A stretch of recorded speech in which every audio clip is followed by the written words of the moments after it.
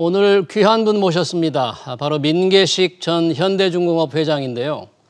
팔순을 눈앞에 두고 국민의힘 대변인을 뽑기 위한 토론 배틀에 도전해서 주목을 끈 분이죠. 사실 기업인으로선 전설 같은 분입니다. 1990년부터 2000년대 초반까지 현대중공업을 이끌면서 대한민국을 세계 1등 조선대국으로 만들었죠. 그가 현대중공업 CEO로 재직한 10년간 세계 인류 상품 보유를 1개에서 34개로 늘렸고 연평균 27.4% 성장이라는 전무후무한 역사를 썼습니다. 해양공학 박사이기도 한데요.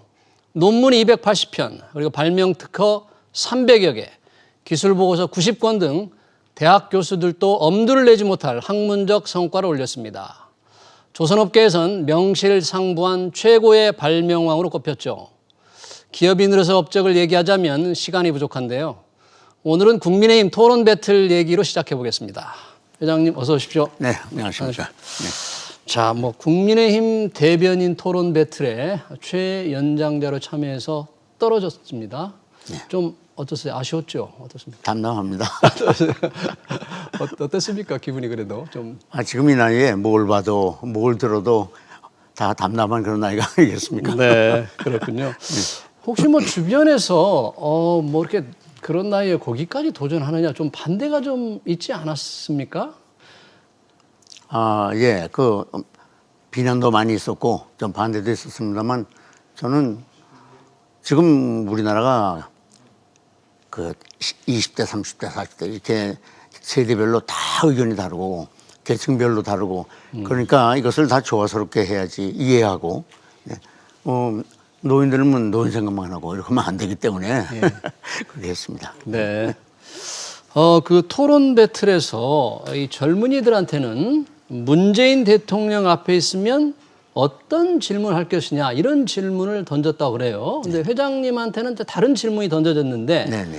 요 질문을 받았다면 문재인 대통령 앞에 있으면 어떤 질문을 할 것이냐. 질문을 받았다면 어떻게 대답했을까요, 회장님? 네. 16강을 뽑는 그 압박 토론에서 두 명씩 들어갔습니다. 네. 근데 저같이 들어간 젊은이는 한 20대 중반쯤 돼 보이는데 그분한테 먼저 질문하는 걸 듣고 저건 내가 내 질문이었으면 하는 생각을 했습니다. 그건 간단하죠. 네. 문재인 대통령 앞에 있다면 대통령님 당신의 대통령 취임사를 한번 생각해 보십시오. 그대로 했습니까? 제발 국민들에게 특히 청년들에게 희망을 주는 정치를 좀 해 주십시오. 그런 말 했을 겁니다. 네. 네. 그럼 말씀하신 그 문재인 대통령의 취임사와 지금 현재 상황이 취임사에 말씀하신 것과 좀 전혀 다르다는 얘기인데 취임사에서 기억하시기에 어떤 부분이 전혀 이루어지지 않고 있다라고 생각하십니까? 우선 요새 시대적인 화두가 되고 시대 정신이 되는 기회는 평등하고 과정은 공정하고 네. 결과는 정의롭다. 네. 그렇게 생각하십니까? 근데 시청자들 보는 분들마다 좀 생각이 다를 수 있으니까요. 네, 그렇죠. 네. 생각 다를 수 네. 있죠.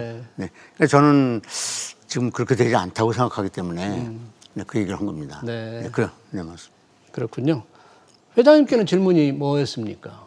첫째는 당의 결정과 제 의견이 다를 때 승복하겠느냐. 그래서 제가 아주 간단히 얘기했습니다. 4분이에요. 둘이 4분씩이 아니라 4분을 둘이서 하니까 빨리 얘기해줘. 그래서 네. 제가 고등학교 때 프랑스의 3대 천재라고 하는 파스칼이 쓴 빵세, 명상록이라는 책을 읽을 때 뭐가 나왔냐면 다수에 의존하지 않는 단위는 압제고 단일에 귀착하지 않는 다수는 혼란이다. 네. 그런 책을 읽으면서 그게 마음에 들어서 지금도 기억을 해요. 조직이 되려면 아주 허심탄회하게 토론을 하고 합리적인 결정을 내렸을 때 그거에 승복하지 않고 조직이 됩니까? 그렇죠. 그거에 대해서 토를 달고 이해출하고 나가서 비난하고 그럴 거면 그건 조직이 도저히 활동이 할 수 없는 거죠. 그래서 저는 승복을 합니다. 그게 제 철학입니다. 네. 지금 회장님께서 대변인이 되겠다고 한 국민의힘 당 국힘당의 지금 이준석 대표 30대 젊은 대표인데 변화가 좀 있습니까? 아니면 어떤 기대를 하고 계십니까? 큰 기대를 하고 있습니다. 오랫동안 깊이 토론하고 한 적은 없습니다만 그래도 젊은이들이 역시 역동적이고 순발력이 있고 그렇지 않습니까?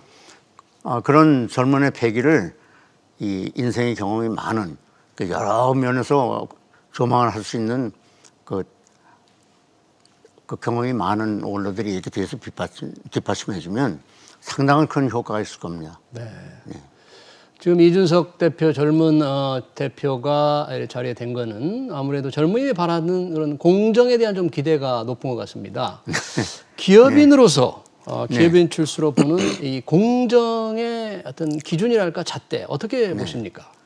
저는 이제 공정보다는 정의를 더 얘기하고 싶은데 정의. 네, 공정은 정의의 한 뭐 분야라 그럴까요? 네. 제가 시간이 있으면 어릴 때 말 배울 때 글 배울 때부터 공정에 대해서 얼마나 엄격한 교육을 받았는지 말씀드리고 싶습니다만 시간이 없어서 이제 그건 그렇고 공정이라는 건 사회적으로 권리, 의무, 대우, 보상, 처벌 등 그런 총체적으로 망라했을 때 마땅히 받을 몫을 받는 게 공정이 아니겠습니까? 네. 총괄적으로는 정의죠. 네. 근데 공정이 꼭 필요해요. 왜 필요하냐면 사회 구성원의 기본적인 권리가 보장되고 공정해야. 그리고 이 사회 통합 기반이 마련되고 또 그렇게 돼야만 사회 질서와 안정이 되거든요. 그런데 지금 공정은 크게 말하면 아주 간단히 말하면 조선 500년의 통치 철학이 인인데 우리나라 사람들 중에 아주 부족한 게 인입니다. 상대방에 대한 배려가 인인데 네, 거기서 공정은 시작하고 기독교 사상의 사랑에서 공정은 완성돼요. 네. 그러니까 그게 정이면서 공정입니다. 근데 많은 사람들이 공정을 까딱하다간 조선시대 성리학이나 그렇게 아주 형식에 치우치는 것처럼 잘못 생각하기 쉬운데 공정 경쟁을 너무 강조하면 안 돼요. 너무 강조하면 안 되죠. 그럼 폐쇄적인 능력주의가 돼버려요. 약자도 있고 능력주의. 패자도 있지 않습니까? 그 사람들 생각해야죠. 보듬어야 된다. 그러니까 이제 사회의 평등과 공정한 경쟁을 인정함과 동시에 약자와 패자를 포용할 수 있는 그런 포용적인 공정이 되어야 합니다. 포용적인 공정이 필요하다 그런 얘기죠. 제가 주장하는 건 그겁니다. 태극기 집회에 많이 참석한다고 들었습니다. 뭐 성향은 이제 좀 극우고 연령은 좀 많은 분들이 가는 곳인데 어떻습니까? 태극기 부대에 대한 평가를 어떻게 하십니까? 제가 농담 삼아 말하는 게 저는 좌도 아니고 우도 아니고 여편도 아니고 야편도 아니고 국가의 편이고 국민의 편이다. 네, 국가의 편이고 국민의 편이다. 저 스스로는 저를 보수적 진보주의하고 진보적 보수주의라고 생각하는데 보수가 뭐냐? 과거에서 물려받은 것 중에 좋은 것은 지키고 조금 좀 부실한 것은 개혁을 해줘. 그게 보수입니다. 우리가 보수 무슨 물건을 보수한다 그럴 때 그런 보수를 해가지고 오늘보다 조금이라도 더 나은 세상을 만들어서 후손한테 물려주는 걸 저는 보수라고 생각합니다. 그래서 저는 저 자신은 진보적 보수주의라 그러는데. 진보적 보수주의. 그 처음에 이제 촛불시 많이 나오고 그랬을 때 여기 이렇게 애국 보수도 있다는 걸 보여주기 위해서 했습니다. 저는 박근혜 대통령 탄핵 반대다 찬성이다 이런 거는 관여를 안 했어요. 그거야 헌법재판소가 있으니까 거기서 그 사람들이 전문가인데 알아서 하겠지 이렇게 생각했죠. 뭐 그렇습니다. 그래서 그렇군요. 뭐 특별하게 이제 기업인으로서 정말 오랫동안 일을 하시고 제가 현대중공업을 세계 1등 조선 기업으로 키우셨는데 당시 기업인으로서 겪은 경험을 토대로 문재인 정부 4년의 경제 정책을 평가한다면 어떻게 하시겠습니까? 이제 제가 공과대학 나왔죠. 저는 평생을 산업계에서 지냈지만 일반적으로는 과학기술인 발명가라고 알려져 있고 저도 그렇게 생각합니다. 근데 공과대학 다닐 때 산업계 실습을 나가서 보고서 우리나라 산업에 너무 열악한 걸 절감하고 내 전문 분야에 우리나라 산업은 세계 인류를 만들겠다는 게 결심, 젊은 날의 꿈과 이상입니다. 평생을 그것을 위해서 살았습니다. 그래서 드디어 제가 경영하던 회사는 세계 최강의 조선해양회사가 됐고 우리나라는 지금 압도적으로 세계 1위입니다. 그리고 우리가 세계에서 인류를 하는 산업이 굉장히 많습니다. 철강산업, 자동차 산업. 가전산업, 건설산업. 세계에서 제일 긴 해저 터널 누가 뚫었습니까? SK건설이 뚫었죠. 세계에서 제일 높은 빌딩 누가 지었습니까? 삼성건설이 지었죠. 또 말레이시아 가면 트윈빌딩 그 유명한 다 우리나라 그러니까 가전산업, IT산업 아주 그 주력 산업을 우리나라가 전부 세계 1위예요. 그런데 조금만 더 오면 우리가 세계 5대 경제 강국에 들어갈 수가 있거든요. 이 문턱에서 지금 무너져가고 있는 게 참 저는 가슴이 아프죠.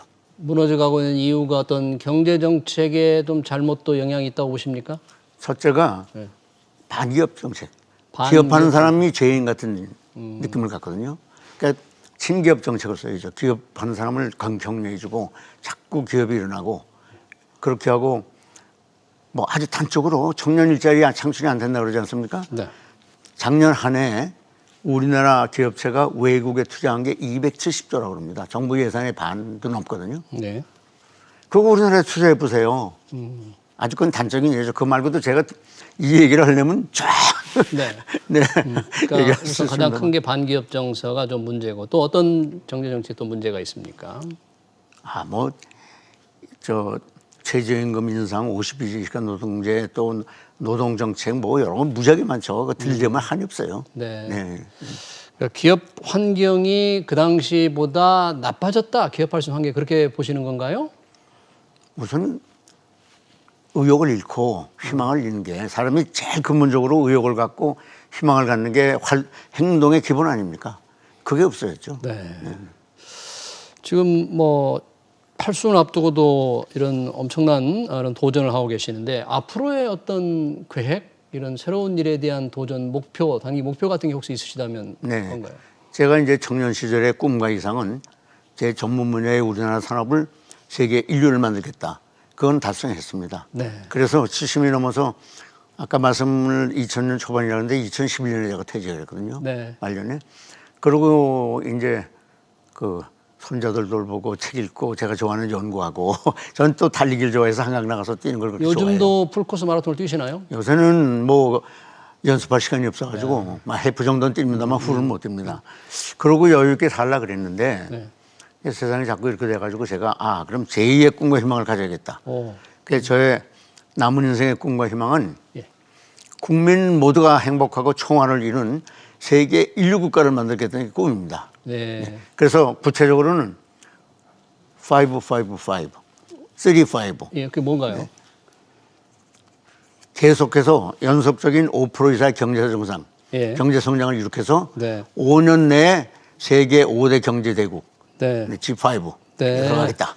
연 5% 성장을 해서 5년 내 세계 5대 경제 대국에 만드는데 어떤 역할을 하실 수 있을까요, 우리 회장님? 제가 한 1, 2년만 있으면 세상을 바꾸는 발명이 거의 완성돼서 신제품으로 나올 뻔했는데 그걸 제가 퇴직을 하니까 다 전수해주고 이렇게 하면 되니까 1년 내로 해라. 나오니까 아무도 못해요. 못하고 원래 그 신제품 개발해서 잘 된 것도 없어지고 지금 예를 들어서 선박을 하나 들면 배를 짓기 무지하게 귀찮고 힘들기도 하고 배를 운영하는 사람한테는 더 골치 아픈 부분이 있습니다. 그런 걸 다 없애는 새로운 배를 제가 발명을 했거든요. 그래서 조금만 좀 실험을 해보고 그다음에 제품화하면 전 세계 모든 배를 다 바꿔야 해요. 그거하고 경쟁이 안 되니까. 다 회장님께서 발명한 걸로 다 할 수 있었을 텐데 제가 그냥 퇴직하고 다 전수해주고 왔는데 그냥 안타깝죠. 그런 게 한두 개가 아닙니다. 그런 일을 위해서 좀 더 노력을 하시겠다 그런 건가요? 지금 그럼요. 그래서 이제 그 내년 대선이 끝나면 이제 그 다음부터는 거리에 나가서 이거 안 하고 거기에 전념하려고 합니다. 여전히 팔순에도 이렇게 노익장을 가시면서 큰 꿈을 가지고 계시는 분 얘기 잘 들었습니다. 지금까지 국민의힘 대변인단에 도전하신 민계식 전 현대중공업 회장이었습니다. 네, 고맙습니다. 감사합니다. 네.